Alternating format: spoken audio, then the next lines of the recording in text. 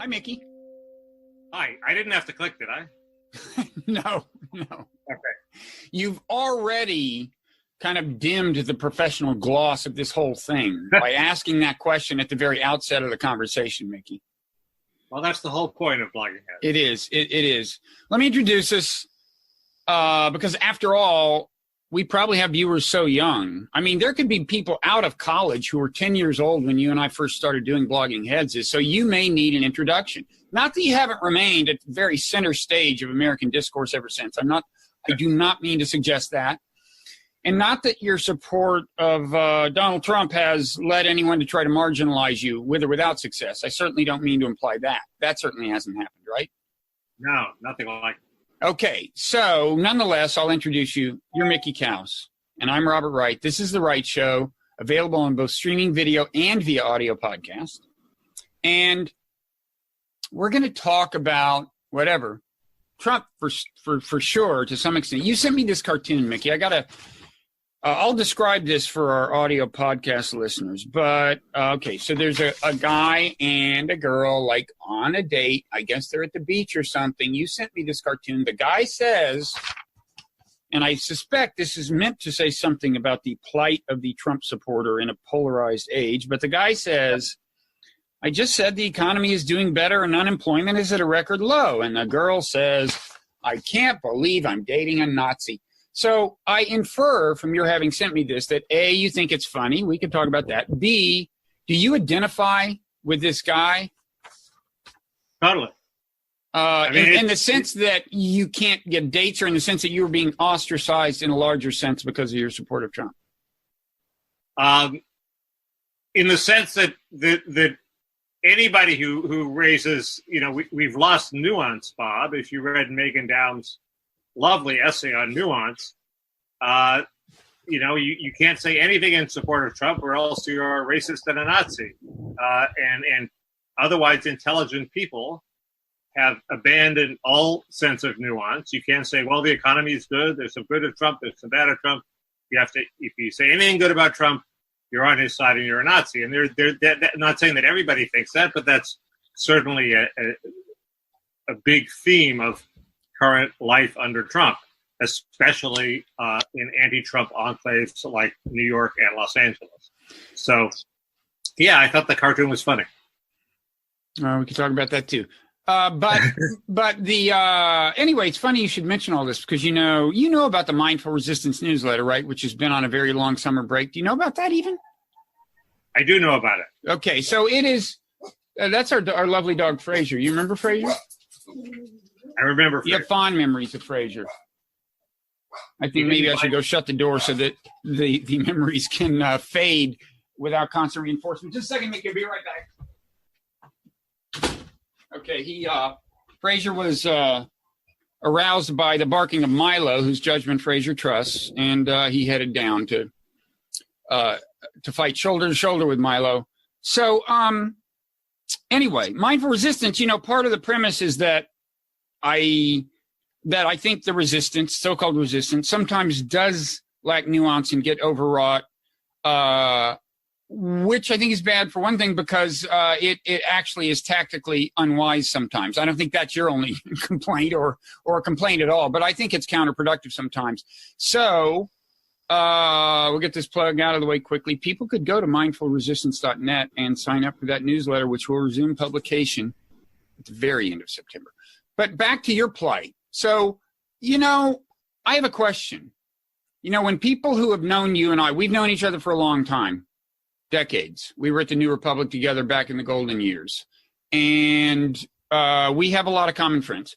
And sometimes, it may not surprise you to hear, sometimes when I see some of them, they say, like, so what's the deal with Mickey? Does that surprise you? No, people, it's not my plight. It's obviously my fault. People think I'm alt-right. It's horrifying. I was at a dinner party in Washington, and somebody said, well, who do you hang out with in L.A.? David Horowitz? And I don't mind David Horowitz. He's written some great stuff, but I'm a Democrat. I don't hang out with David Horowitz. And, another friend, a mutual friend of ours said, I said, well, insane people think I'm alt-right. And this person said, well, you are, aren't you? So I think the answer is people don't care about me. So it's just a neat pigeonhole, and then they can forget about me since I'm not at the center of American discourse, despite my best efforts. So, but it's annoying. Yes. I think there's this, I don't think that's always the confusion. I think sometimes it's just like, okay, granted. I mean, what I say to these people is, well, the immigration issue is very important to Mickey, which is basically it, right? In terms of Trump, that's. No, well, first there are 4 issues: immigration, trade, avoidance of foreign wars, and protecting entitlements, where Trump was an apostate, and I think he was right. So, do you think he's doing good work on all those fronts, though? Well, we can talk about that. Okay, go ahead. You know more about the foreign policy than I do. Certainly, he hasn't screwed around with Social Security. He's let Mulvaney write some budgets that have some nasty provisions, but Social Security is completely secure. Paul Ryan hasn't gotten anywhere in that sense. So he's been successful there. Immigration, we could go on forever, but basically he's fought the loose borders crowd to a standstill, and arguably in a time of vast economic growth, people would be flooding in. So they're going about the same as they always come in. So the numbers are stable. So arguably that's a victory, despite him having screwed up in every possible way. Trade, I have no perspective. My impression is he's, willing to. He probably will succeed in cutting a deal that's maybe a little more favorable to the United States, especially with China. But, if you really believe his populism, it's not clear he wants a deal. He may want to protect American industries and not restore free and fair trade. He wants to, he doesn't want, he would rather have a 20% tariff on anything from China and protect American manufacturing jobs, even if it means a lower GDP. So I think I haven't figured that out yet. I tend to defer to my friend Alan Tonelson, who is still on board. Is Alan Tonelson still around? Yeah, and he's a trade populist. Yeah, I remember it well. I published a piece or two by his. He's a very smart guy, and bizarrely, a classic example. Not hired by Trump. Why would you not hire this guy? Who the hell knows? But Trump has completely failed to find the people who are smart and supportive of him to hire. That's this what's his name? Lighthizer. What's his name? The trade guy. He's not good enough. I don't know. He's made perfectly, but you need an army. That's one of the problems with Steve Miller. If you're on Miller's side on immigration, I mean, you want more than just Miller in the White House. You want 5 Millers in the White House. So you don't find Miller at all creepy. And throughout this thing, I should say I'll be channeling these imagined friends of yours and trying to say what they would say. I think here's one thing they would say, Mickey. I know is like, okay, fine. These things matter to Mickey. Do they matter so much that it's worth all the obviously, well, in their view, all the obnoxious and dangerous and scary and creepy things about Trump? And even just to focus on immigration, they'd say, look, he promised a wall. He didn't. There is no wall. Instead, he's trying to restrict the flow of immigrants in a much more inhumane way, by terrifying as many immigrants and many of them within the borders of the United States, long accepted de facto as kind of participants in the American thing. He's terrifying them. He's separating families and so on. And the question would be, like, at some point, don't you go, yes, I do want to restrict immigration, but this is too far. All right. But the first point is, forget my 4 points. Just look at him as a president, okay? Yeah. The country is enjoying record prosperity, like that guy in the cartoon. The main thing you want Trump to do is to increase wages at the bottom of the income spectrum, so that basic unskilled workers, Americans, and people who immigrants who are here, maybe they are Americans, maybe they're not, can make enough money to participate as equals in society. That's happening. Forget immigration. Immigration was a means to that. That's happening. He's delivering on his promise. Okay, we hadn't started any new wars like any of the Bushes, so those two things are pretty good. I think you're definitely not paying attention to what's going on in the world if you think Trump hasn't brought us closer to war. Then you look at then you look. The second part is the foreign policy, and if you think Trump has brought us closer to war, that's a big debit. How has he done that? Okay, but just back to, I'd say two things. First of all, we can talk about the economy and to what extent Trump is actually responsible for its current health. I would argue that there's not much reason to give him very much of the credit, but just putting that off, do you have any answer to this question about, doesn't it bother you how inhumane his policy is, where he's using fear as an instrument for reducing immigration? A wall would be much more humane. Yes, he having failed to get his humane solutions, he's desperately trying anything he can come up with. The family separation thing was a huge mistake. It was much too cruel. I don't support it. I don't think I've tweeted in support of it. It's just much too harsh. And what about the general climate of fear he has chosen to instill in millions of people who live within our borders? The climate of fear obviously worked for a year, and people stopped being afraid. I don't think there is a general climate of fear anymore. I think there's activists who say there's a general climate of fear, but the chances of getting picked up by ICE randomly on the street are, vanishingly small. I'm not sure. This whole fear thing. Well, it's always easier to say that when you're not in the category of people who feel the fear. Humans tend to exaggerate fear. Fear is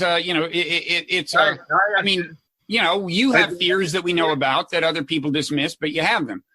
But it's not a crazy thing that people who are here illegally should feel a little bit of fear now. What's that? It's not a crazy thing that people who are illegally should feel a little bit of fear. I think it's really indecent to try to instill fear in people who came in under totally different kind of de facto rules. In other words, the understanding was you can come across the border, you can work, you line up outside of Home Depot, it's fine, nobody mind. That was a message. Those are the circumstances under which these people came over here. Your peculiar Bob Wright interpretation of what the deal was. There were also helicopters hovering overhead. We've had this argument. Well, sure, but the rules were once you're here, they don't bother you anyway. We have had this argument. You're right. It became the rules under Obama, and they would be the rules under Hillary Clinton, but they were not the rules of America. They were the rules of a particular presidency. Well, they were the rules under which they were the rules under. It was news when Obama at a press conference at a town hall meeting said, if you're here, basically, we're not going to bother you. My point is just that they are the rules under which many of these people did come over here to one extent or another, the extent varying with different administrations. So should we go over other areas? Is that interesting? I don't know. Is this just quickly? No, the other part of the equation is how big is the threat? And Ryan Lizza had a very, I thought, useful tweet where he said, Trump used to say these things about changing the libel laws and punishing reporters, and we used to be scared. They used to be scary. Now we just laugh at them. He's pathetic. Well, they were never scary. Most rational people would say he wasn't going to change the libel laws. The courts weren't going to let him change the libel laws. He was just blustering. All the scary fascist Adam Gopnik, Nazism is falling on America thing was always a superficial layer of bluster that was obviously not going to amount to anything. Well, you don't have to worry. You don't have to worry about me defending Adam Gopnik or saying anything favorable about him for the rest of his life. That's why I picked him, Bob. But on this point, libel laws per se unlikely to change anytime soon. But the idea of the creeping authoritarianism, it's true he hasn't had much success. But then again, conditions aren't ripe for success. And he's clearly shown repeatedly the inclination. You agree with that, right? He has the inclination. A lot of politicians have the inclination. He has more than most. Nixon actually had creeping authoritarianism. He had his people in all the agencies. They were well organized. They would punish you. Even he didn't get very far, but he was 500 times more successful than Trump, who as many people have pointed out, including, I think, Maggie Haberman and other people, he says things publicly that Nixon wouldn't say publicly. And because he says them publicly, he's completely ineffective. Everybody immediately puts up their resistance, and he doesn't get anywhere. Plus, he doesn't have the troops. So, and, there's no party organizations, we've discovered, the dedicated Trumpists who will carry out his authoritarian vendettas. So, well, I've never been an alarmist on this.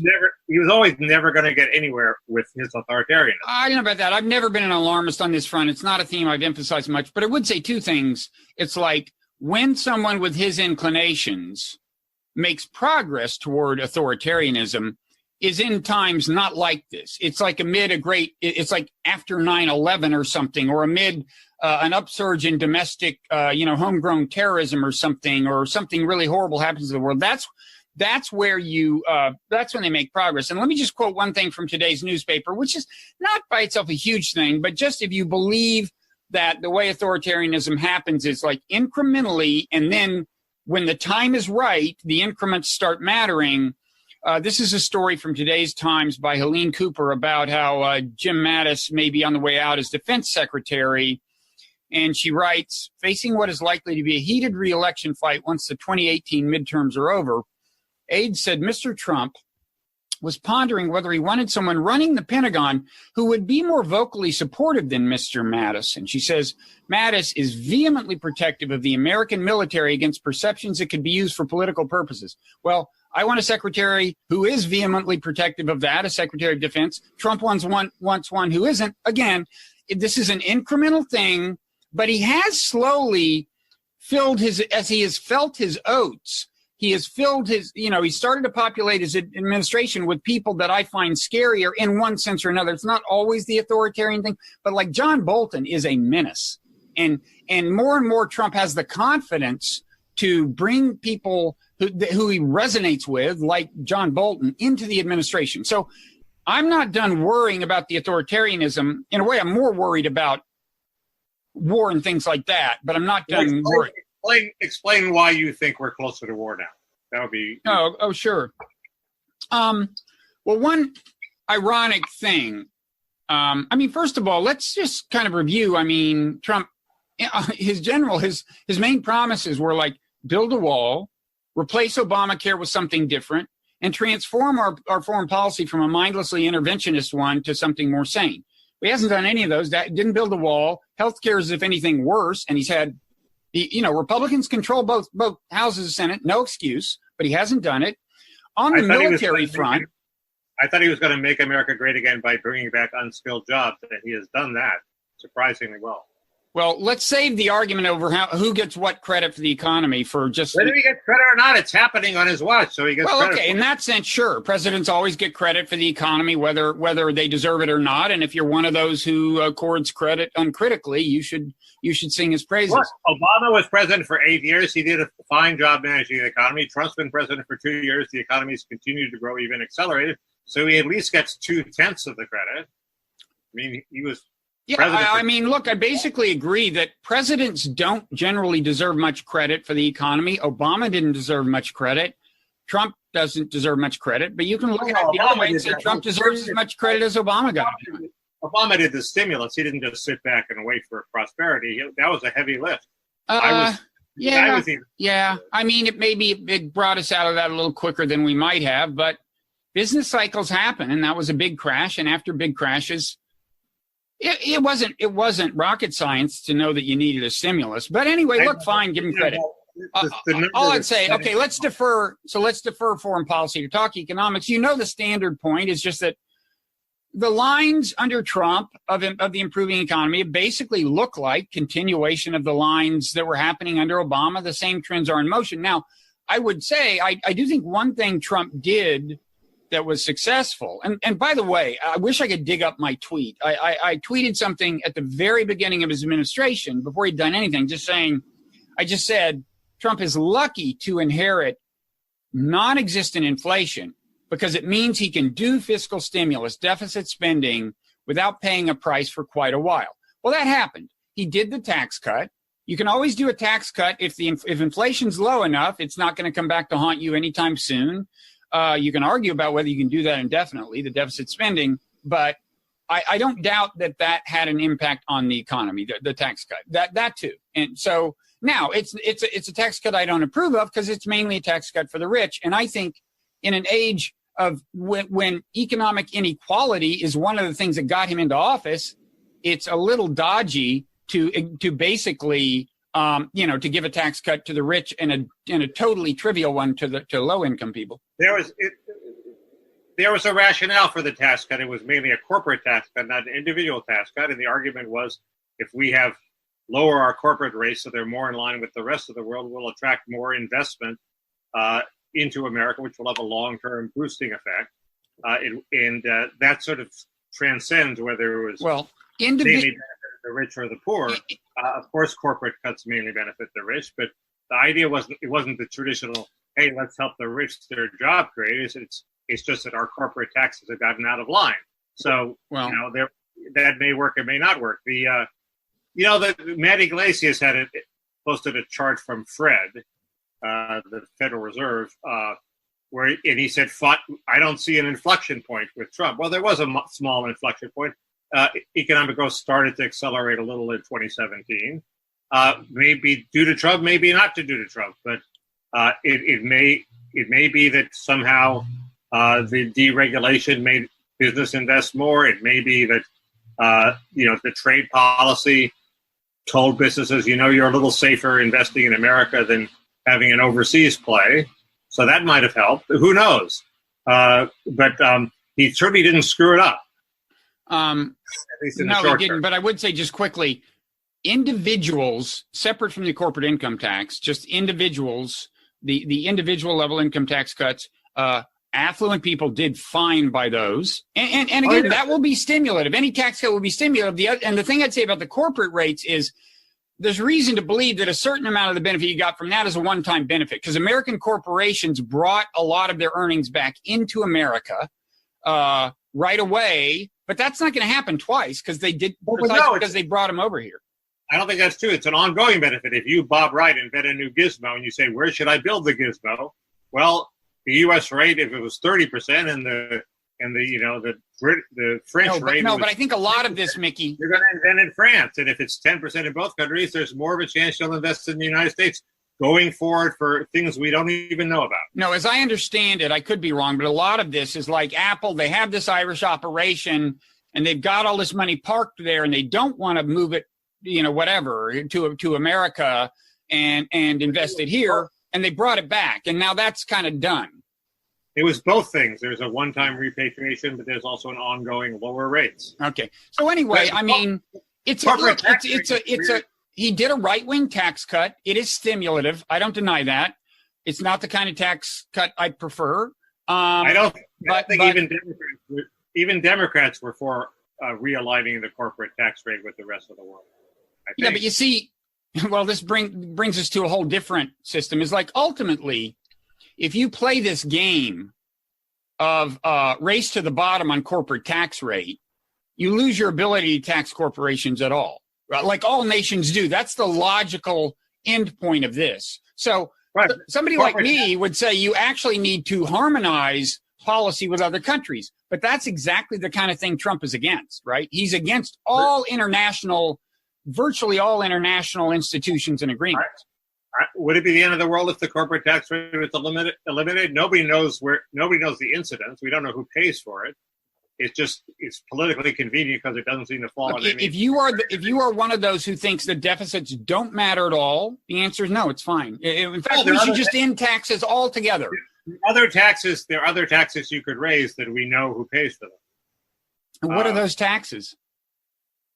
Well, there's income taxes, sales taxes. Who is going to pay the income taxes? Your man Trump only, basically gave the break to the rich people and a tiny one to the poor people. So where Well, I'm not for that. I'm just saying the bulk of the tax bill, that there was a theory that it would prompt economic growth. Anyway, I'm more interested in the foreign policy angle because things that I. So he said, how are we closer to war? He said he was going to be less interventionist, but predictably, he got captured by the Republican foreign policy establishment, which is to a large extent a neocon establishment, and to specific donors are exerting influence and so on. But for whatever reason, it's in many ways a neocon foreign policy. It's complicated. The thing with Russia has its. We should get to Mueller eventually, I guess, but that has its own dynamic. But the most troubling thing right now is the drive to have a regime change in Iran. That's the agenda. That's the administration's agenda. Bolton wants it. Pompeo wants it. How does he pronounce his name? Is it Pompeo or? I think it's Pompeo, but he wants it. And Trump has no real will of his own when it comes to this. And by the way, even the relative moderates, I want to emphasize, like Mattis, have strong animus toward Iran, although at least Mattis wanted to stay in the Iran deal, unlike Bolton and maybe unlike Pompeo. So anyway, bailing out of the Iran deal is pretty, even moderate neocons think that wasn't a good idea. I mean, that is widely considered a totally stupid thing. It has exacerbated conflict. And now by all signs we are gearing up for conflict with Iran. I mean, I'm not saying the chances are over 50%, but there's no reason for them to be 20, 30%. There's a good chance we're going to wind up bombing Iran. And you see it in Syria right now. Syria, Trump's a couple of times you've seen him express his desire to get us out of Syria, but he always loses because he's too clueless not to lose to the establishment. And at this moment, we are amping up our commitment to Syria. The troops are staying there, and we are using that arena to heighten conflict with Iran. And that's where the main danger is right now, I would say. Isn't it pretty clear that if Marco Rubio was president, we would have been fighting a war in Syria already? We'd have a much bigger troop presence. Trump resisted the pleas for more troops from McMaster, et cetera. We got to remember, by the time we're about to send him to combat. I think we'd be doing about what we're doing if it were Rubio, and that's my point. Rubio is an out-and-out neocon. Trump said, I'm not a neocon, but he is a de facto neocon. He's just a neocon in practice. Rubio would be much more interventionist. No, but you got to remember, by the time Trump took office, the Syrian civil war was basically over. Only an out-and-out maniac. I mean, even Max Boot was saying, at least pretty close to that time, he's been saying it since, it's too late to intervene in the civil war per se. The civil war is over. Early in Trump's term, he had an article calling for a surge, I believe. Maybe it was in 2016. Yeah, sometime right around. There was this post-war land grab that you wanted. Should we participate in the fight to grab as much land in Syria as possible? And I don't think we participated in that, really, did we? That may be. I mean, I think for a while there, it looked like Trump might have his way, but he's now basically caved. With Pompeo and Bolton in there, the chances of the Trump of the campaign prevailing on foreign policy are really slim. What's your solution to Idlib province? Well, that's a problematic thing, but our policy, it's not as if our policy is devoted to solving that problem. Our policy... that's where we're about to get into a conflict, isn't it? I understand that. But the problem there is there's nowhere for the people there to go. Right. Look, the way civil wars work is if you stage an insurrection and lose, the ruling regime is going to take complete control of its country if it can. And that's happening now. So that part is kind of predictable. You'd like there to be as little bloodshed as possible. And I'm not convinced that you couldn't work out something with the Russians that would realize that. But right now, the administration is not. I mean, I think they may be trying to work something out. I don't know. It's a difficult. But Idlib is difficult. But I want to emphasize, we're not just talking about Idlib. It's not as if our policy is like, gosh, what do we do to minimize the suffering in Idlib? Our policy is, how do we heighten conflict with Iran and tension with the aim of displacing their regime? That's our policy. It's explicit with Pompeo. It's explicit with Bolton. They have both embraced regime change in Iran, and that is what is motivating this. Well, my great fear is that Iran is sort of disintegrating on its own. So why should we intervene and maybe stop the disintegration? Well, Mickey, Trump is actively heightening the disintegration. Do you understand how the withdrawal from the Iran deal works? He's not just withdrawing. He's saying anyone in the world who does commerce with Iran, we are going to sanction. Okay? Well, that is all out. If he succeeds in heightening the disintegration, isn't that a good thing? Have you been paying attention to world events over the last 15 years? When does regime change work out? Soviet Union. You call this success? I mean, it's no worse. This is no worse than the Soviet era, but ask in a massive Cold War, if you remember, and cowering in our shelters. We're not there anymore. Well, okay, but none of the countries we're talking about have nukes anyway, so that's not the issue. As far as we know. No, come on. I mean, Mickey, this whole business of we tell every country in the world what to do, and we reserve the right to invade any country that we want to invade. It's just mind-blowing that there isn't more reaction against it, including in the American foreign policy establishment. It's just mind-blowing. I mean, we are telling everyone they have to declare economic war on Iran, which, by the way, didn't violate the deal. Trump isn't even claiming they did. It's just amazing. You wouldn't like to see the mullahs fall? It's first of all, it is not our damn business to go in and make governments fall. That wasn't my question. What? I mean, that wasn't my question. My question was, would you like to see them fall? Having witnessed governments fall in Iraq and Libya, I think I'm going to opt for not particularly. There is just absolutely no reason to think that things will get better in any kind of near-term time frame when you induce regime collapse. Okay. To think so is naive and inconsistent with recent history. Okay, well, that's an answer. You tell me, you're in touch with Trump's base. I mean, you're not the alt-right, but they follow you on Twitter. You know what the conversation is like. Is there any blowback about the fact that Trump has totally betrayed them on foreign policy? Are they even aware? It's weird. I don't think Iran is on the front burner. I have a friend who works for Reddit, and I think I've said this before. The 4 times the pro-Trump Reddit feeds went berserk against Trump was 1, a betrayal on immigration, 2, a betrayal on government spying on individuals, and a 3rd one was when he bombed Syria. They hated that. Well, so the base did at that time react violently against the bombing of Syria. I do not know that I haven't followed. I don't detect that Iran has any salience at all. But I do detect that there are a couple of general tendencies in the base that are interesting. One is defense of Medicare and entitlements.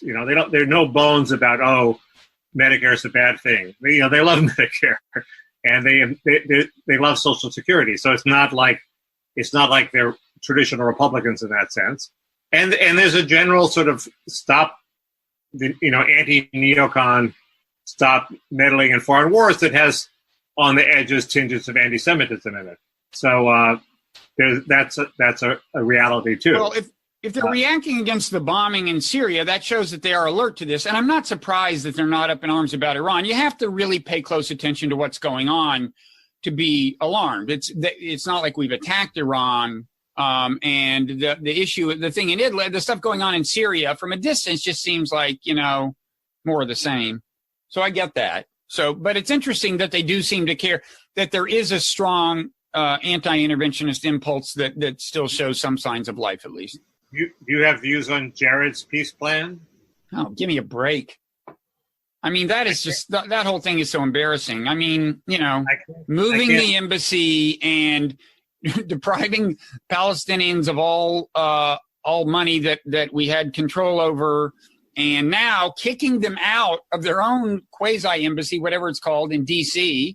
I mean, this is just It's very kind of Trump-esque. I mean, one thing Trump has in common with a lot of neocons is the idea that the way you always get results is like punish them, hit them, and they will relent. And there's just no kind of sophisticated understanding of situations in which hitting people doesn't help. Totally different context. When Trump belittles and verbally degrades the Prime Minister of Canada, I doubt he understands that leaving aside any animus toward you that may subsequently emanate from the Prime Minister, that just makes it harder for the Prime Minister as a political matter to do your bidding for you down the road. It just heightens the political pressure on the Prime Minister to resist. So, but I mean, as for Jared, I mean, come on. I'm not an expert in Canada. I think aren't Trudeau's numbers in the dumps? I think he's very unpopular. Well, he may be, but I don't see how Trump dumping on him makes it easier for him to accommodate the United States politically. Well, it's not like people have rallied behind Trudeau.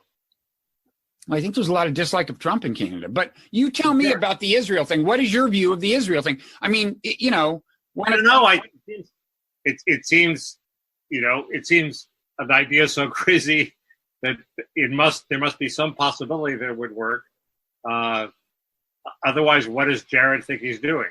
Well, I mean, there's a couple of things. There's a strong impetus to just punish the Palestinians. One of Trump's main donors is Sheldon Adelson, who is out and out wacko. He actually seriously recommended dropping a nuclear bomb on Iran, quote, in the desert, just to show them what we've got or whatever.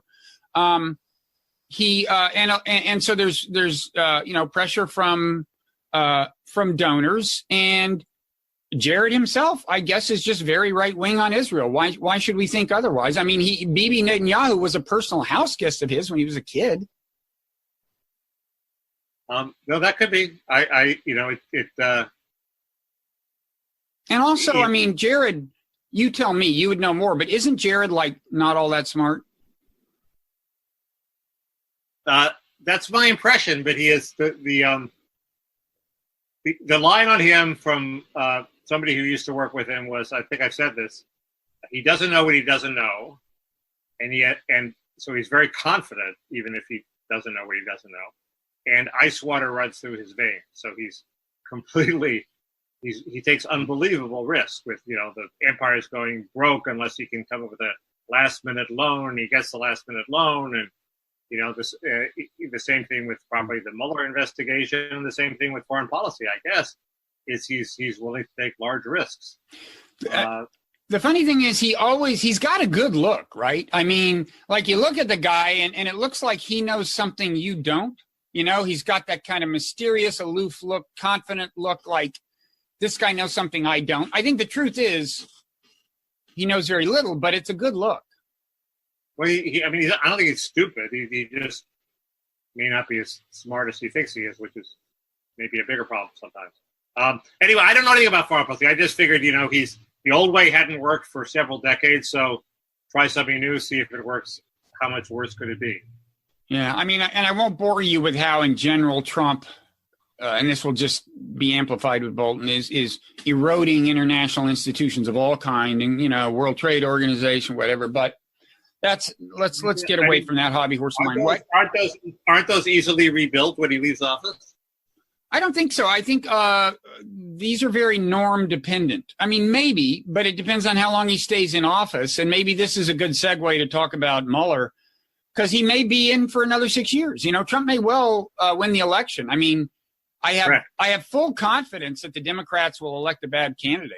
Nominate a bad candidate. Because, the midterm elections Trump is turning them into a referendum on himself, but the candidates are in large part these old Paul Ryan GOP establishment people who half of them represent, everything Trump's against.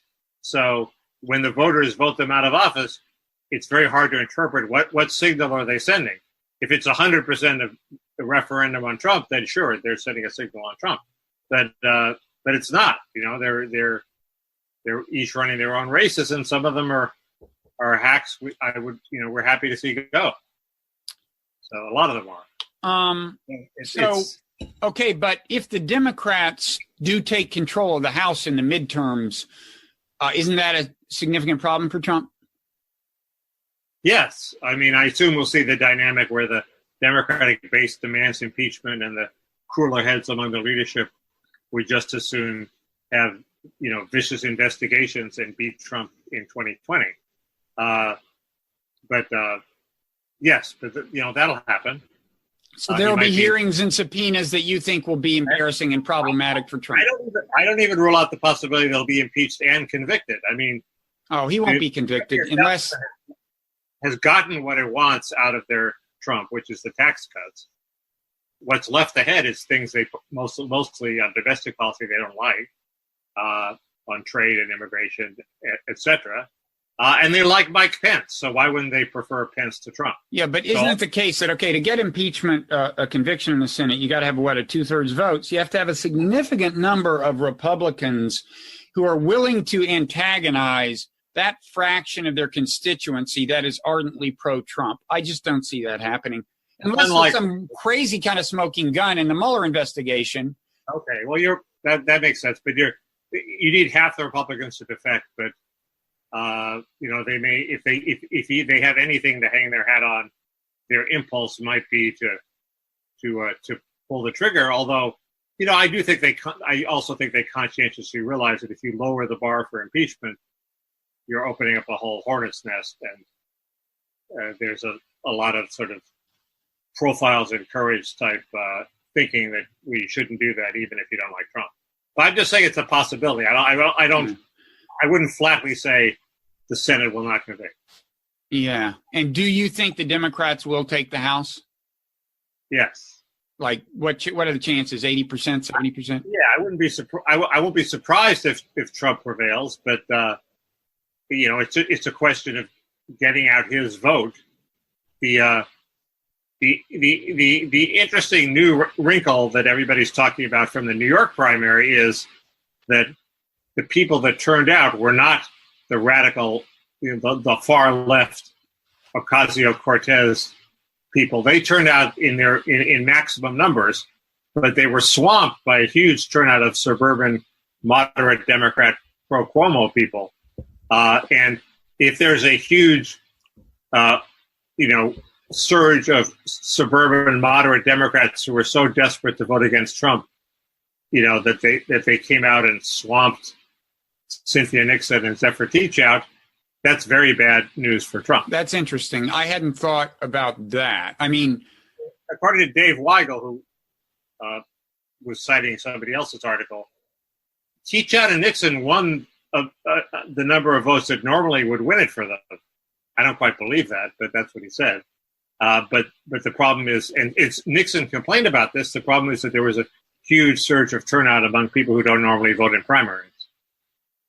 That's interesting. You're right. That is bad news for Trump. If even kind of, quote, moderate Democrats are so, because the way you interpret it is they are actually activated by Trump. I mean, it's hard to imagine they were activated by Cuomo's charisma, although he's not a bad politician. I guess the alternative theory is that they were activated by horror at Nixon and Teachout and the far left getting control. So that would be the winning possibility for the Republicans. Which in turn could have to do with calculation about the general election.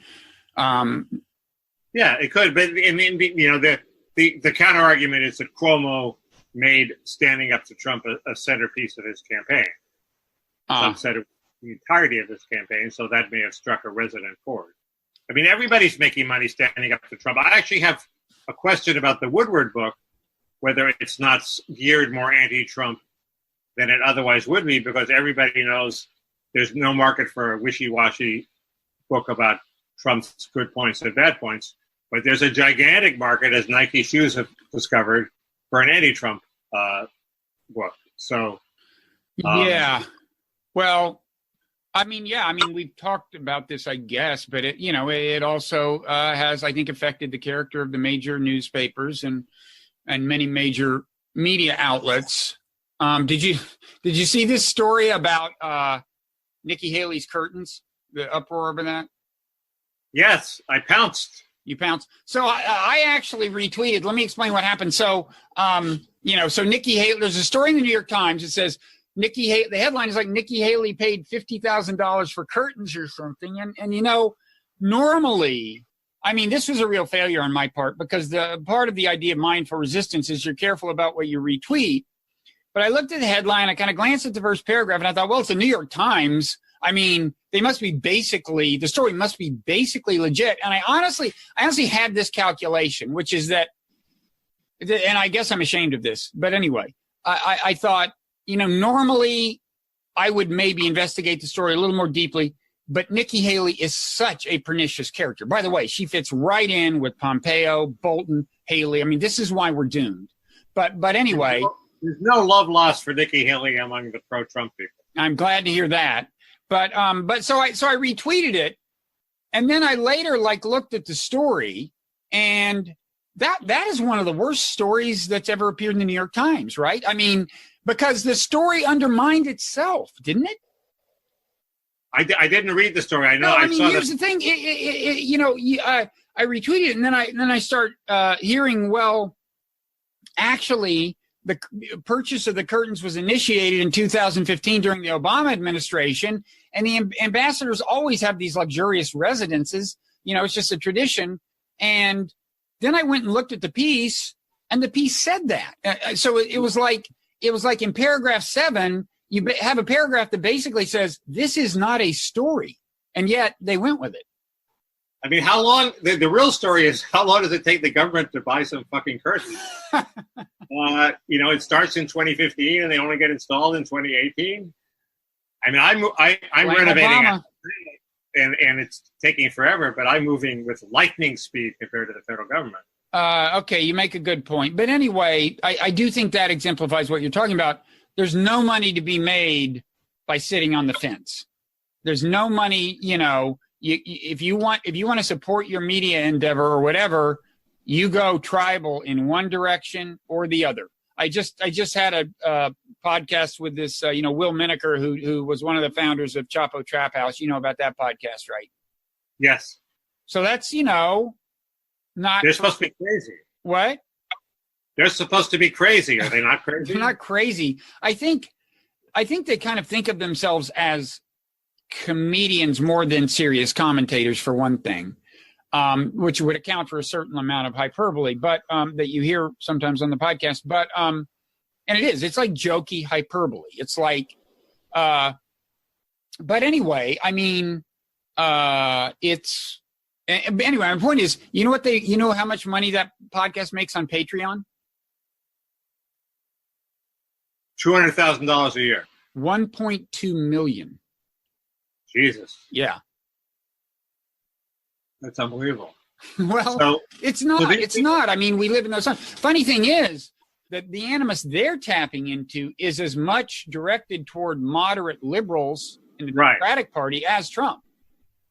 But all these people want Trump, if they look at their pocketbooks, to stay in office. I don't think that'll have an effect, but still. No, that they haven't thought it through that far. They're just maximizing revenue. I mean, all the papers and everything are like maximizing revenue tomorrow. There was a story in the Washington Post about Trump's tweeting about this Puerto Rican study, saying it was bogus, the 3,000 deaths, and there were six or seven paragraphs of anti-Trump invective before you got to the story. Trump once again denies science in an attempt to distract, when he lies. Yeah. And it was like, get to the story. And the story is, the study is a little weird. I mean, they didn't actually count bodies and dead people. They looked at how many extra people that had died compared with what you'd expect in an academic attempt to count for all possible factors. 6,000 people had died, so they figured, well, 3,000 of them are attributable to the the storm. No, it was a statistical inference. Completely questionable. Yeah. It's completely, it's interesting, but it's not a definitive accounting of how many people died. We don't know how many people died. Obviously, more than initially they put out. Yeah, at the same time, I mean, for Trump to say whatever, like 7 people died, I mean, even if that study is off by 50%, you know. He didn't say that. He said first they told me 34, and now they're telling me 3,000. He didn't say that only 34 people had died. Yeah, there was another tweet. Well, anyway, I'd have to go back and find, but there's another tweet where he said first.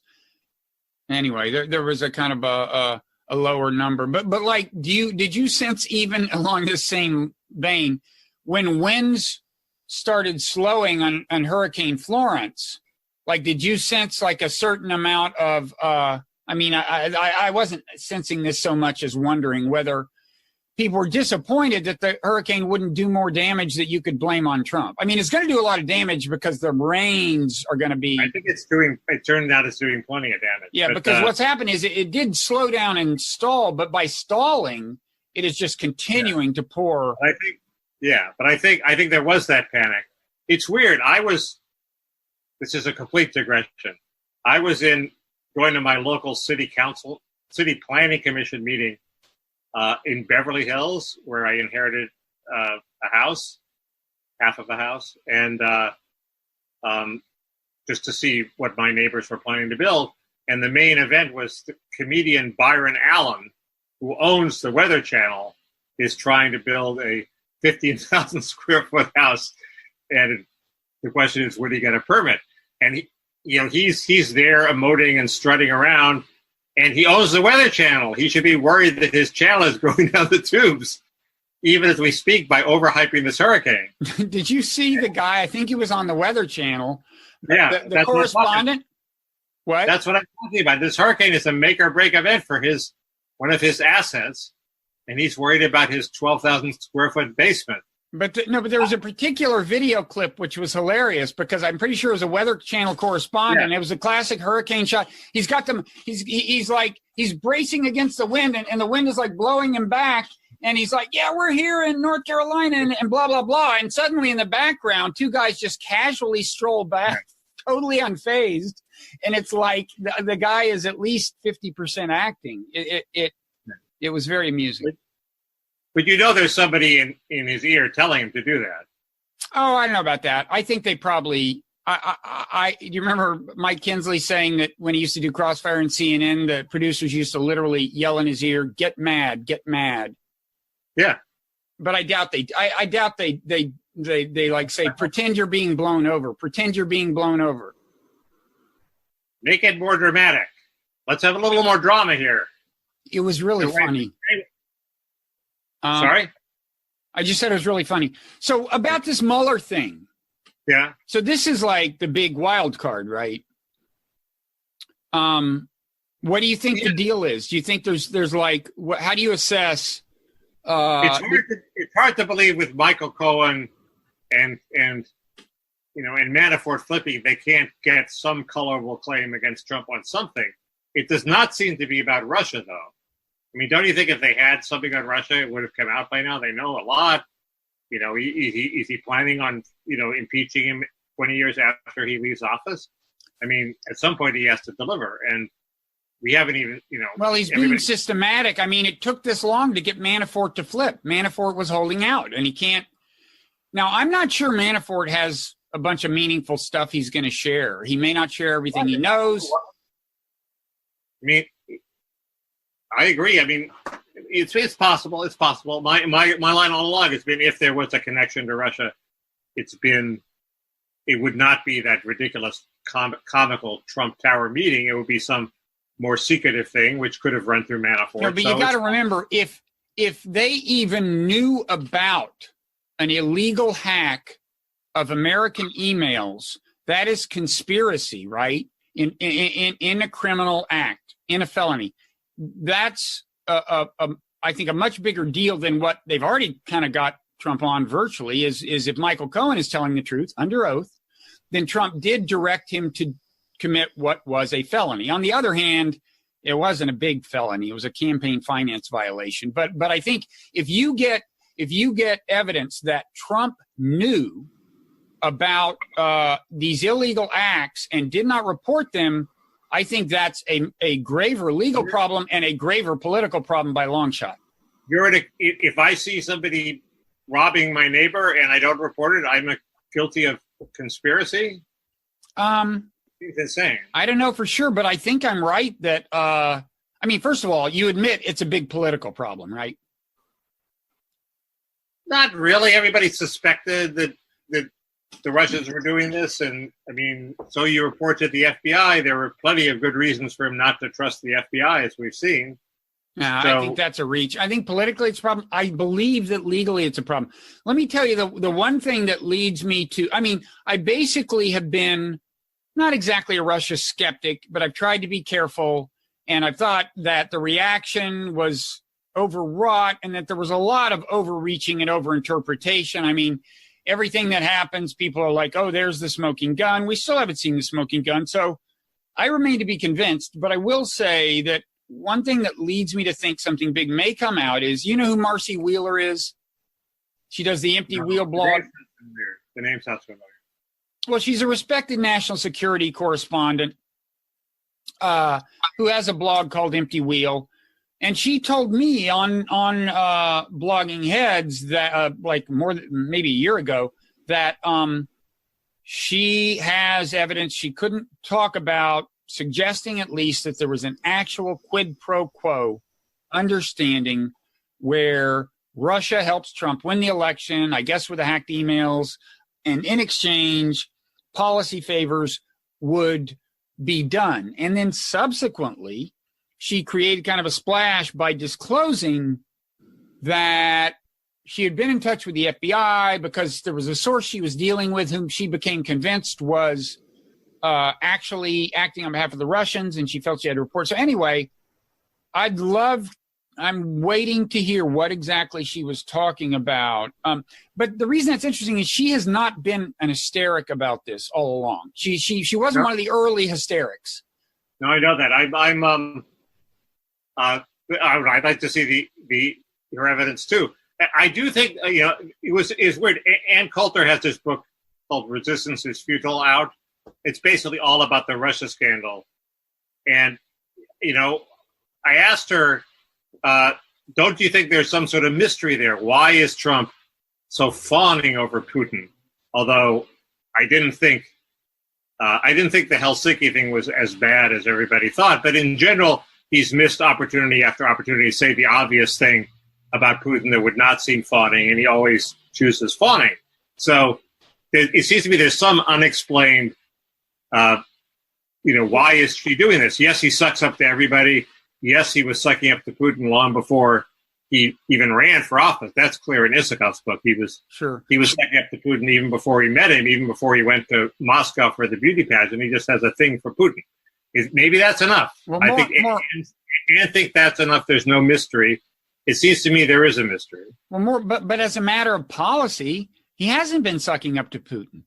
We are providing support. I gather we're providing a kind of military support to Ukraine against the Russian-backed rebels that Obama didn't want to provide. And we have levied various sanctions against the Russians and done this and that. So now I'm not saying that Trump wanted to do that. And I think in general, he has tended to resist it. And of course, one thing that the Mueller investigation has done is put political pressure on him to act like he's anti-Russian. And this is playing out in Syria as well as on these other fronts. But the fact is that as a matter of policy, you can't argue that he's been tremendously accommodating of the Russians. So why aren't people like David Frum and Ann Applebaum more satisfied than they are? I mean, if there is this two-track policy in the track of actual reality, neocons always want more anti-Russia. There's no such thing as enough. I mean, but also, I mean, look, let's face it, a lot of people. Let's use Bill Kristol as my favorite example because I've actually written about this and we can link to my Vox piece about him. But, I think he's made a tactical decision to join the resistance and not antagonize it. And he's picked up like a jillion Twitter followers in the process. I mean, the resistance is his base. He does these red meat tweets that get retweeted a billion times. And so I think for now, and what I've warned is, look, once he's built up all this credibility among liberals, he is just going to predictably use it to help get us into the next war, Iran. So Bill Kristol, he's not going to come out saying nice things about Trump. He has made his play. You're skeptical? I'm skeptical that Bill Kristol has any purchase on the left. Yes. Oh, not the left, but liberal. I mean, left of center. He's built up huge. Look, he's on. Is it Ari Melber who has the MSNBC show?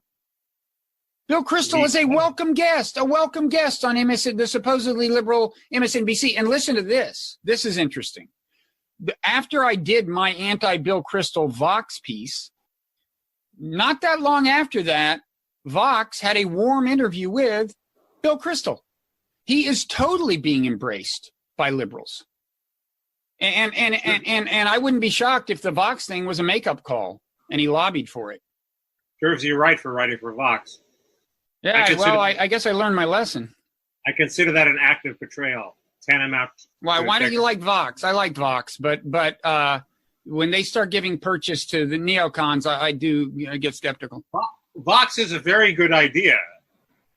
I claim that I had a similar idea. I even bought the name Wikipedia because I wanted to do like a Wikipedia for policy. And that's basically the idea, but I didn't have the energy to do it, and they did, so more power to them. The only person who I think really fulfills the ideal of Vox is Dara Lind, their immigration reporter, who not only is really good, but she's really good in a way that she couldn't do on any other website. In other words, she's fantastically knowledgeable and accurate, and any newspaper in the country would be lucky to have her. But they would have space limitations. They would have to say, okay, summarize it, in 1,000 words for our readers. In Vox, she can take 3,000 words and make it completely clear. So Vox is performing a role that was not being performed before. Right. But I don't think there are a lot of other areas. The other area that might be good is healthcare, but I just don't think in healthcare they're not. What is her beat again? Immigration. Oh. You can't follow. You can't follow immigration. Is it too much to say you are satisfied with Vox's coverage of immigration? Well, every 10th column she says, "Oh, restrictionists are horrible racists," and she sort of has to say that. But I'm sure she really believes it. But so no, I'm not satisfied. All I'm saying is she is fulfilling the idea of Vox in a way that that vindicates the vision. But I still think they have people in other areas that do vindicate the vision. She's just really good and the best they have. Yeah. You can't follow immigration without following Dara Lind. If you follow Dara Lind on the left and Breitbart's two guys on the right, Neil Monroe and John Binder, you basically have it covered without paying any attention to the mainstream media at all, which is pretty amazing. The mainstream media is always 4 days late and summarizing. So that's an interesting development, I think, for media watchers. Yeah. Anyway, but let me go ahead. Well, is there anything else we should say about Mueller? I mean, there's one. I mean, here's an example of what I think is a lack of nuance on the part of the resistance. It's like whenever Paul Manafort is shown to have been in to have been under the leverage of Ukrainian oligarchs or taken money from them, whatever the story is, they're like, see, more evidence. But this actually works. That kind of evidence that he was under the sway of Ukrainian oligarchs actually is in tension with the dominant narrative that Trump was in cahoots with the Russians and did these quid pro quos involving policy and so on. Because the thing is, to the extent that Manafort was under the sway of the oligarchs, that could explain certain things that would otherwise be explained more nefariously by, like what? Like what? Well, for example, when Manafort was still in the campaign at the convention, the Trump administration fought against the Republican establishment on a plank involving Ukraine. Have you read any of the accounts of that? That was a complete nothing. There was there was a plank in the platform that they had agreed to that was a little tougher on Ukraine than existing policy, but did not say we want to sell them arms. Then this crazy zealot for pro-Ukraine zealot gets up and introduces a motion saying we have to give them arms that hadn't been agreed to, and they basically said, no, we don't want to do that. That's all that happened. And it could easily have happened. Wait a second. A crazy Ukrainian zealot got up and they changed the platform in response? Read Isakov's book. Yes. A woman got up at the meeting who had been to Ukraine and fell in love with the anti-Russian forces and said, we want to take a super strong stance against Russia. And, but Isakov doesn't know that was this. That guy within the meeting said, wait a minute. I'm not, I don't think we should do this. This isn't approved. And they didn't approve it, and they put it back to the way it was. That's all that happened. But how do you know she wasn't like a plant or something? No, later it turns out the guy did invite Maria Butina to a Styx concert. So you're changing the subject. But anyway, my point is, in general, any accommodation of Russia that happened while Manafort was on board is, to the extent that he's under the sway of the oligarchs, there's an alternative theory for it other than Trump getting campaign assistance from the Russians. That's my only point. That is a bogus example. You have to come up with a better example. I'm happy not to. I thought you would applaud my line. I am happy. I personally read Isakov's book. Both Isakov and Byron York agree it's a nothing burger. There's nothing there. I'm a little skeptical, but so I'd have to read it. But I'm happy. I'm hoping that there is a smoking gun connecting Trump, and I think it's possible that quite possible that connecting Trump to the Russian hacking and other interventions, and establishing that he knew about it, and even establishing that there was an implicit or explicit promise for him to do things in return. I was just bending over backwards to be fair about this, but I'm happy to take your point that my fairness was misplaced and Trump is guilty and he should be impeacced. Thank you. Well, no, but you have to come up with an example of him doing favors for the Russians, and you haven't come up with one yet. Well, there were lots of favors. You could see all along the impulse in Trump to do this. I mean,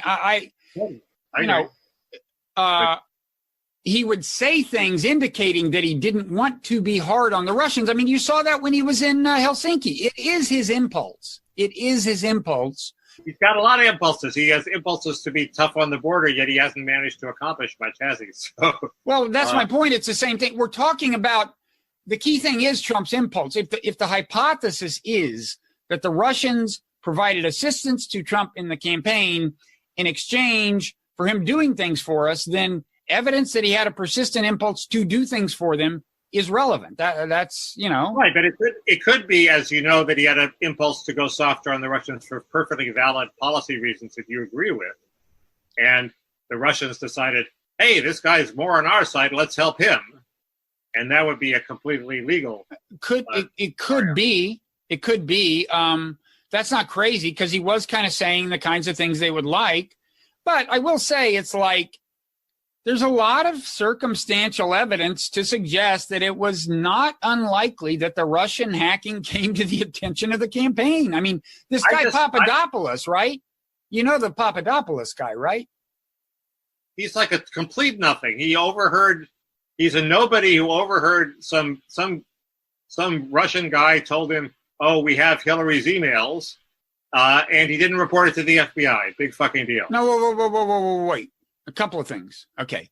First of all, you can say he overheard it, but the fact is that he said to two people, and look, he is like not somebody you'd hire. There's no doubt about that, but it is an established fact that he told people, hey, this guy who, and I think the guy himself who talked to him has connections to Russia, but this guy told me that the Russians have emails. Okay, Hillary Clinton emails. Now, it did turn out that the Russians had hacked emails Now, were they Hillary's? They weren't, were they Hillary's in the classic sense? Some of them were from her and to her. But in any event, then there was an interview with this guy on The Daily recently, the New York Times podcast. And he says, and some things he's like, Papadopoulos. Right. And he's in some ways pretty straight. He says, yeah, I told this ambassador that I had heard that they hacked the emails and blah, blah. Sometimes he's pretty straight. And then they say, did you tell anyone in the campaign about this? And he says, not to the best of my recollection. They ask it twice, and he used that exact phrase. Now, you tell me, Mickey, is there any chance that if he told someone in the campaign, he would forget it? He didn't say, I didn't do it. He said, not to the best of my recollection. I would think he would remember it. But, yeah, it's a very suspicious locution. He doesn't want to get him in trouble, but he might have told somebody low down. I don't know. Anyway, the whole thing seems very small to me, and he doesn't. I sense that the conventional wisdom in Washington is shifting away from the Russia investigation. They're all saying who made a big deal of this collusion anyway. I mean, that was the standard. No, I basically agree that the chances of a smoking the mainstream estimate of the chances of a smoking gun on collusion per se have dropped, but have moderated.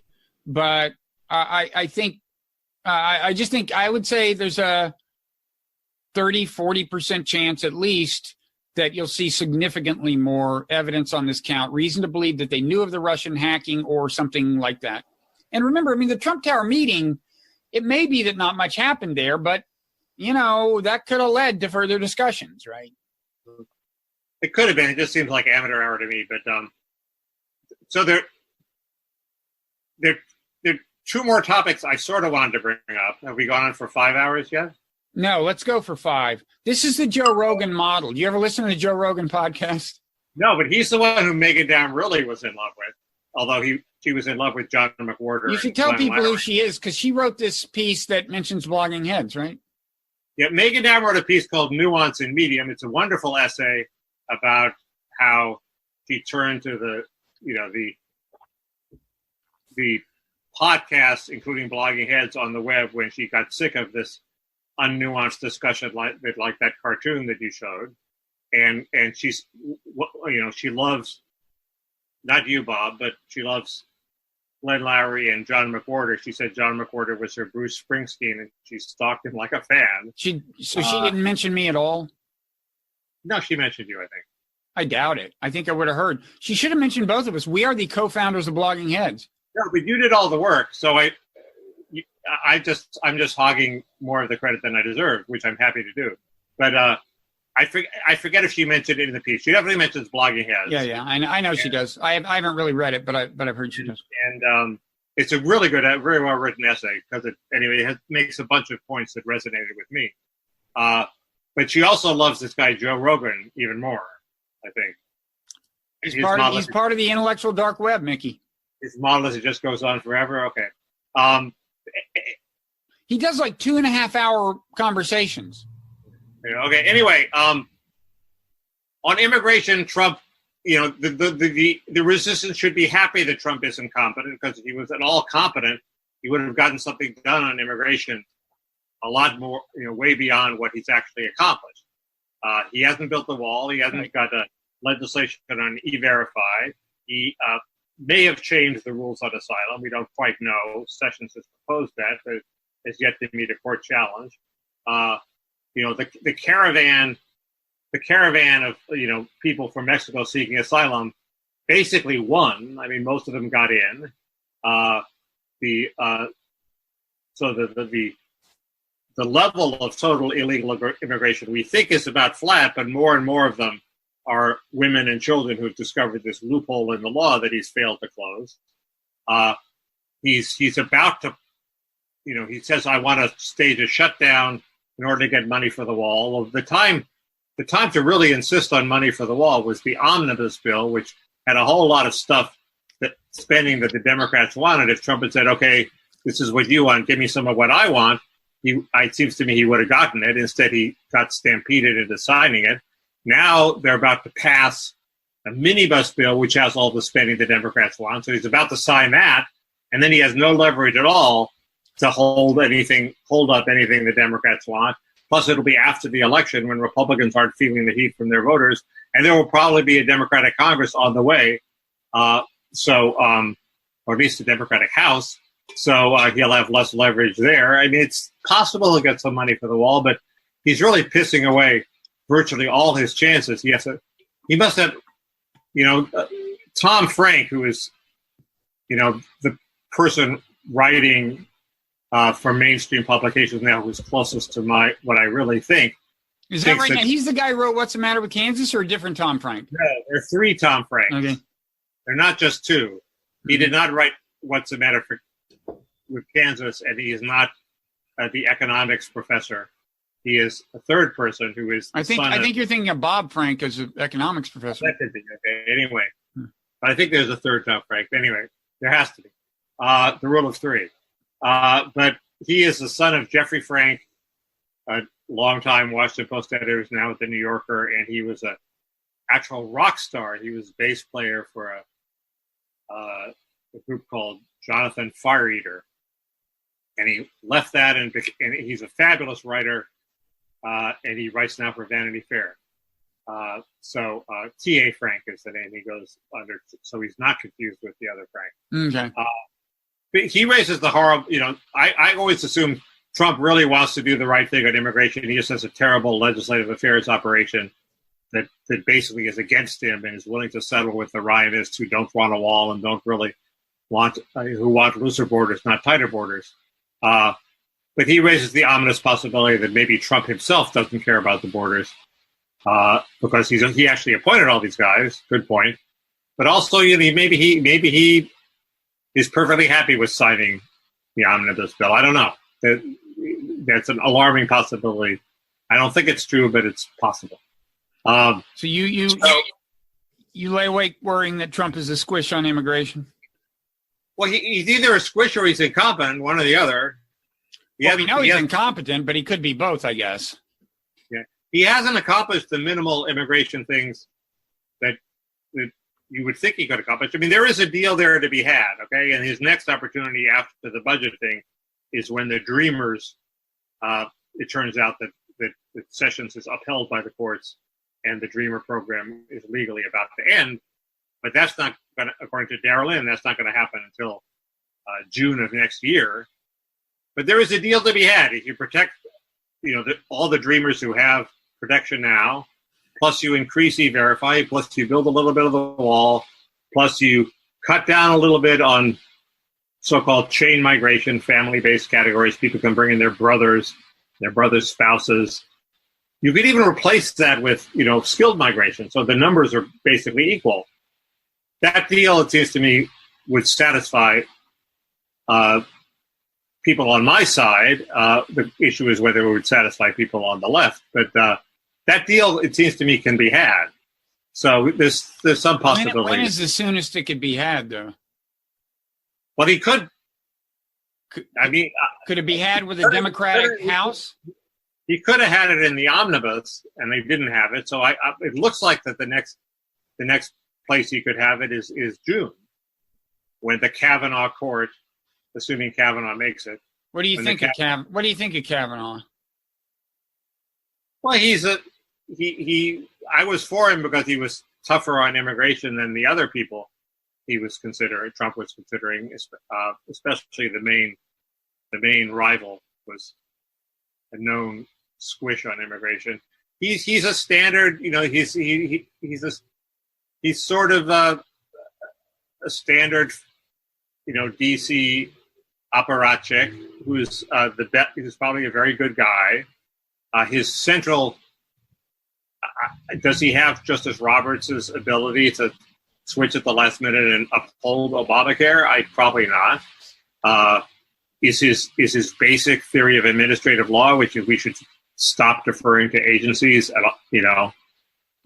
is that a solution to the problem of administrative power? No, it just substitutes another layer of review after the administrative agency review. So I don't think it's a solution. He has those shortcomings, but I would probably vote to confirm him. given the horrible possibilities on either side. Well, you've obviously paid more attention than I have to the actual substance of his. Well, his big thing is he opposes Chevron deference, which means when the EPA says, "Hey, we've discovered we have the ability to regulate carbon dioxide," the court under Chevron deference says, "Okay, well, you're the experts, EPA. What you say goes." And he says, "No, the courts want to review it sort of from top to bottom and say, no, EPA, you've misinterpreted your statute." It seems to me, the obvious solution is you have Congress pass these as laws. Congress says, EPA, go regulate carbon dioxide. Then it's law. There's no judicial review. The issue is done. Congress is too chicken to do that or doesn't want to do that. So then we're in the quandary of having administrative agencies make law. But it doesn't solve the problem to have the administrative agency make law and then a judge second guess them. That's just more cumbersome. You know what I think is one of the stranger things about him? When Trump, girls basketball team. What? There's all sorts of innuendo about why does he like to coach girls basketball. Oh, it's completely. Well, does he have sons or just daughters? It's a good question. Yeah, there could be an innocent explanation, but I'd be happy to see him brought up on charges of anything. I mean, of course, there's that, the last gasp issue about something he allegedly did in high school, but I don't see that going anywhere. But the thing he did at the last words, Bob. What's that? Famous last words. Oh, come on! I mean, the woman doesn't. She doesn't even want to go on the record, and it's like 35 years ago or something. Anita Hill didn't want to go on the record initially. Just saying. This really reveals your pro Kavanaugh sentiment. I mean, the fact that basically, by and large, you tend to trot out scenarios that you fear. This is a tendency of yours. And so when you say, no, this thing could really catch up with him, that means you fear his nomination being derailed. It means I knew it was perilous to talk about this topic because it's changing even as we speak.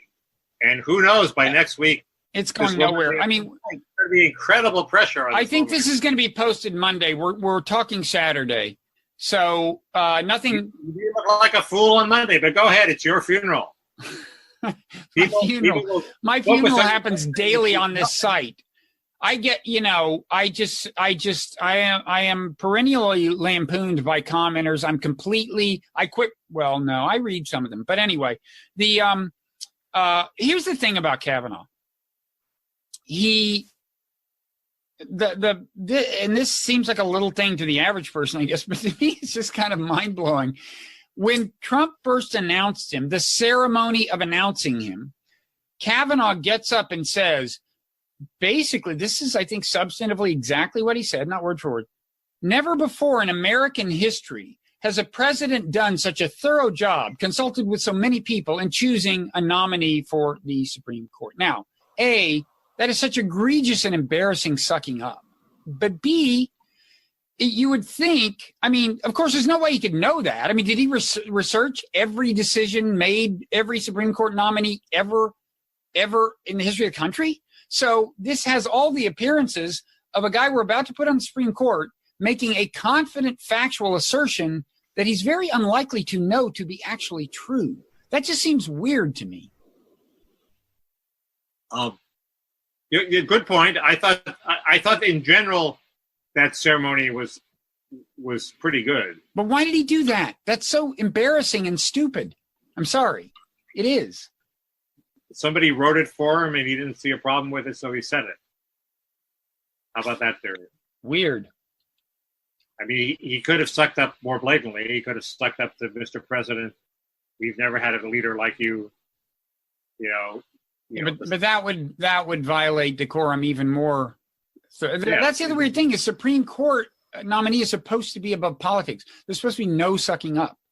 Right. Well, but that was a ceremony that was similar to other ceremonies, I think, that other people have had. So I don't think it was. And why do you need to suck up? You've got the nomination. Now it's in the hands of Congress. I guess. Am I dwelling on this unduly? Trump almost withdrew Gorsuch's nomination. Don't forget. Yeah, with Trump, you never know. That's true. That's a good point. I would have sucked up too. I guess I take it all back. You're right. Gorsuch said that some horrifying Trump comment was unfortunate, and Trump almost withdrew. I think Kavanaugh was well aware of that. But anyway, it's your hostage to fortune. Yeah. So who's the anonymous author of the New York Times op-ed? Well, I think it's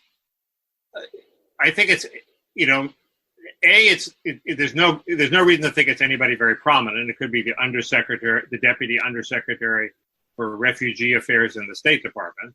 Well, I don't think they'd call that. I mean, that's another question. I talked to Mark Ambader about this. Is like, don't they owe us a definition of what a senior administration? Well, they have a working definition, and it's very, very broad. What is it? I don't know.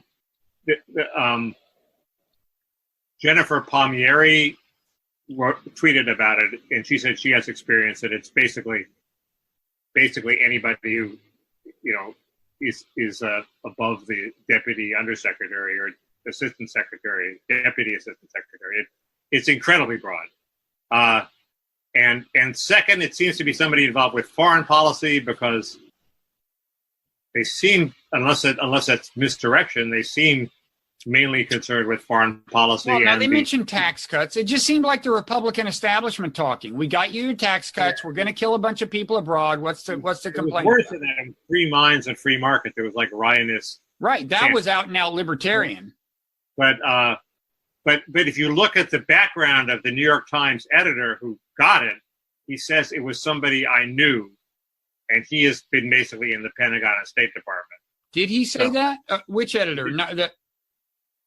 He did say that. I forget his name. The op-ed page editor, Dow, or the editor who? Dow. He said it was somebody he knew. Yes, I mean it could be somebody he knew who had nothing to do with foreign policy, but he said it was somebody he knew. So odds are it was some source somebody he had hung out with in the course of reporting about the Pentagon. I think he'd been in Russia too. Maybe not. You think not Larry Kudlow? No, well, don't be silly. They'd be insane. You're the second person who said that to me, so I'll drop it. The conventional wisdom is that it's this guy who works for Nikki Haley, who's a consultant, who basically Trump had dissed. He wanted to go to work for Pence. He's an anti-Trumper. He hates Trump. And Trump had said, no, you can't work for Pence. That would be like letting, the conspirators against me into the hen house. So he made him stay at the UN. What has this guy got to lose? Nothing much. It's somebody like that, or maybe his deputy, or maybe the deputy to his deputy. It's, something like that. Maybe Huntsman's deputy. Who knows? So I think it's somebody like that. And I don't mind that he wrote it. I think that sort of resistance goes on in any administration. It's a little stronger now, but I don't think it's such a big deal. I don't think either Woodward's book or the Anonymous. Yeah, I mean, the kinds of things Woodward mentioned. I mean, taking a document off of the president's desk, that's maybe a little extreme. But in all kinds of organizations, people try to rein in the boss, which can include like keeping things off of his radar screen and not mentioning things you were supposed to mention and so on. Yeah, I mean, so the Woodward confirmed what we already knew about Trump, which the madness of working for Trump in the White House. So. But you got to, you do have to admit, notwithstanding the fact that Trump is carrying your water on some issues, or at least you had hoped he would, whether or not he always is. I mean, don't you have to admit that in certain senses, he's just far and away the most alarming guy to ever occupy the White House? I mean, he's not very smart. He's unstable emotionally.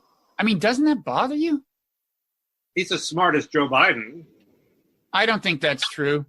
Biden is maybe have a better character, but Biden's fatal flaw is he thinks he's really smart and he's not that smart. He's smarter than Trump. He can finish a sentence. Yeah. I've heard Biden finish sentences.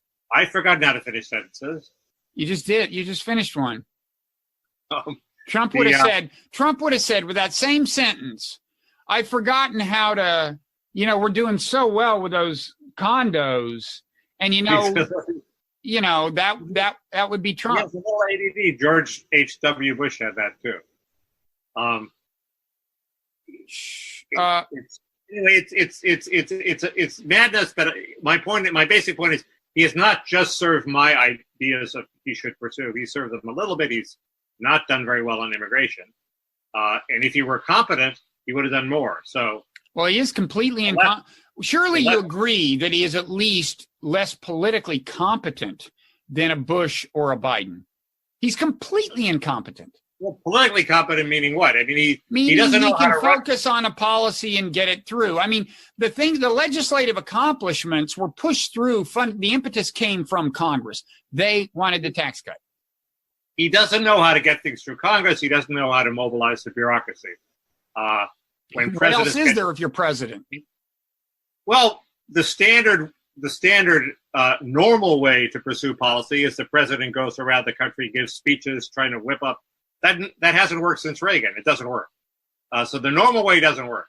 But there is a way of getting things through Congress that Nixon pioneered, which is Nixon basically had a list of everybody, and if you were against him, you didn't get your water project. Okay, so he had people on a tight rein there. That thing is sort of. I don't think Trump has that. And then there's Clinton.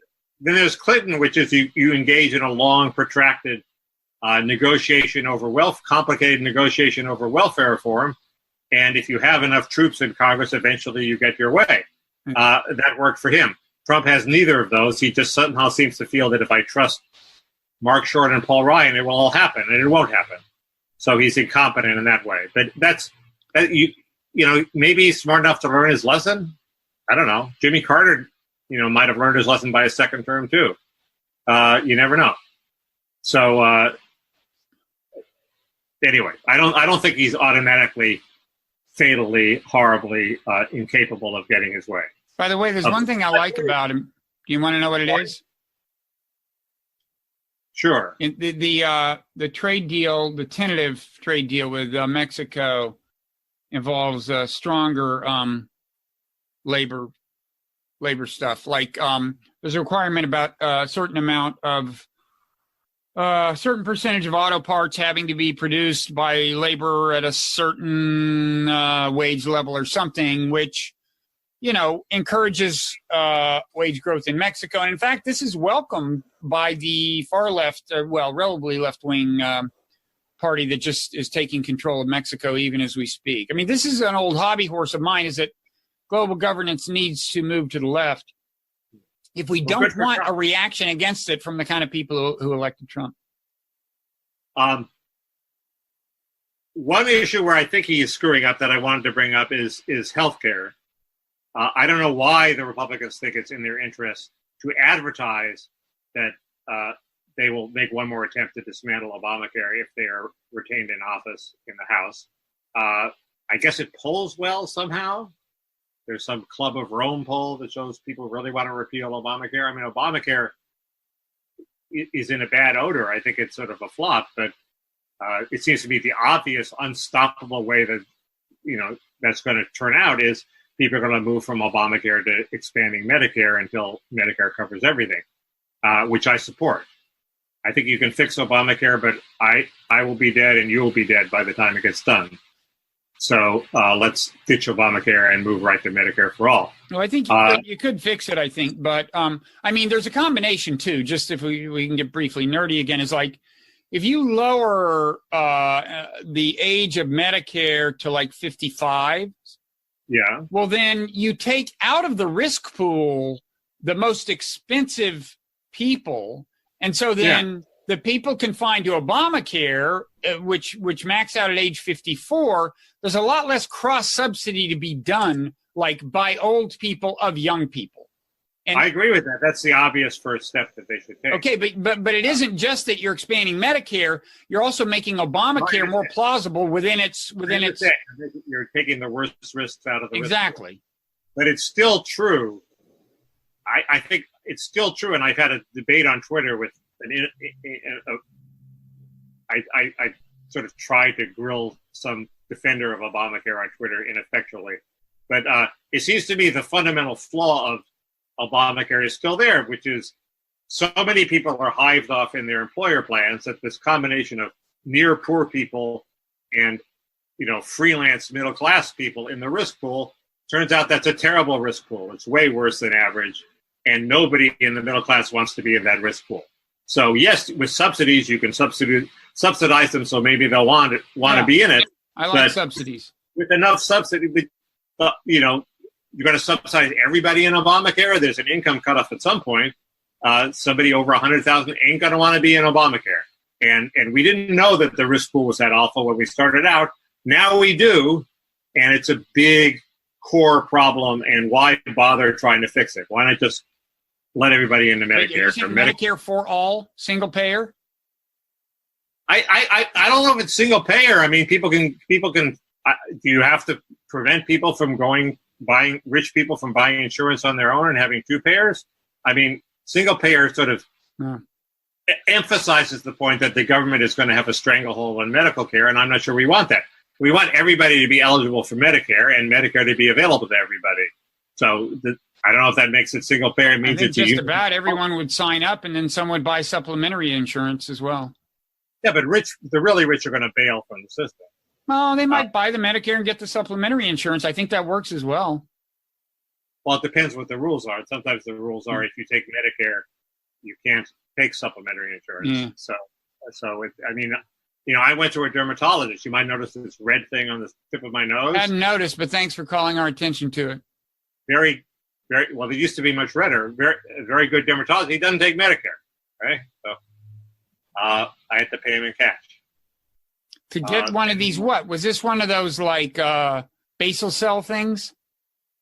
No, it was a capillaries and a ganglion of the sebaceous something or other. It was nothing threatening. But, Well, then why didn't you just go to a mediocre doctor?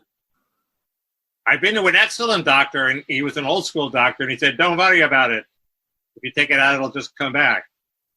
And this guy, who's another very good doctor, who caters more to LA people who care about how they look, took it off the first visit. So it's just a different philosophy of doctoring. Was it a cosmetic thing?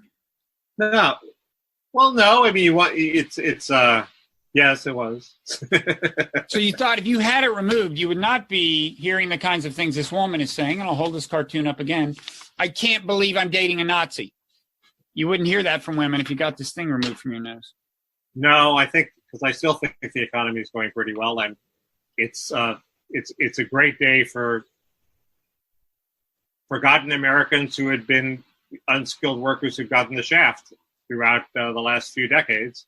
They're finally getting a little toll to claw their way back. Well, I don't concede that Trump had much to do with that, but in any event, it would be great for them to have health care too, and he certainly has fallen down on a job there. Anyway, you've missed my shift. It would be great for them to have good schools. It would be great for them to have great infrastructure. It would be great for them to have all the things that you would think somebody whose constituency that is would provide them with. You've missed my dramatic shift to the left on Medicare for all. Oh, I should highlight that and laud you. Thank you, Mickey. That should be in the cartoon. I'm for Medicare for all. And she says, I can't believe I'm dating a Nazi. Well, even if you're a Nazi, let's go on a second date. Yeah. Well, okay, I applaud that shift of yours. And I don't know. I think we're about spent. Is there anything else?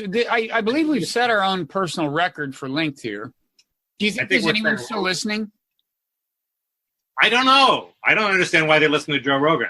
No, I don't think they're still listening. Well, Joe Rogan, he's a cool MMA guy. And he built up a big audience. He was on Fear Factor or something. And he's intellectually curious. He has Elon Musk smoking weed, man. MMA is mixed martial arts? Yeah. No. Huh, he's a man's man. He's got a very male audience, I think. He's a man's man, unlike both of us put together. We could do something where we say a secret word, and if anybody is still listening. I did that with a super long one a few months ago, and a couple of people on Twitter chimed in I hung in. What should the secret word be? Except this time, no, I know. It shouldn't be that they say on Twitter, yeah, I was listening. We should have a secret word, and they have to work it into a tweet that seems to make sense? Or what's a word no one would ever actually use? Rebarbative. Or let's make two. They have to use rebarbative and avuncular. What does rebarbative mean? It means emetic. It means inducing vomit. Mickey, I just want to close by thanking you for sharing that with us too. You know, it's like the nose, seeing the red thing on your nose, that was a real blessing. Thank you. But the vomit, together with the nose, we are just closing on exactly the right. The payoff always comes at the end. We may have bored people, but we gave them a payoff. This is why they keep listening to the whole damn thing. This is why everybody's going to be tweeting about avuncular rebarbatives. Well, we'll see. Okay. Okay, thank you, Bob. And what do we have for a lucky winner, the first person to tweet this, Mickey?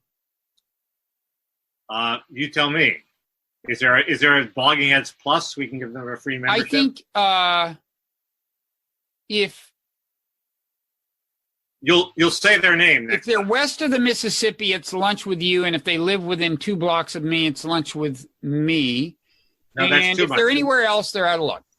You'll mention their name at the beginning of the next time we do this. Yeah, I'll do that. Okay. And we won't forget. We may forget at our age, but we won't.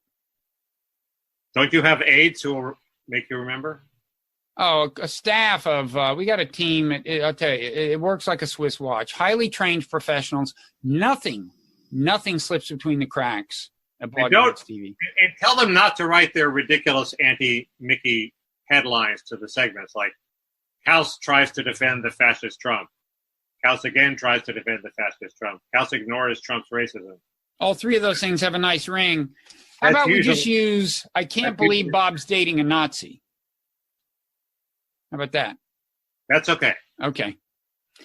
Well, thank you, Mickey. If people applaud this effort, we will do it again. And if not, it's their loss, man. If not, we might do it again anyway. To punish them. It's to screw them. Okay. See ya. See you around.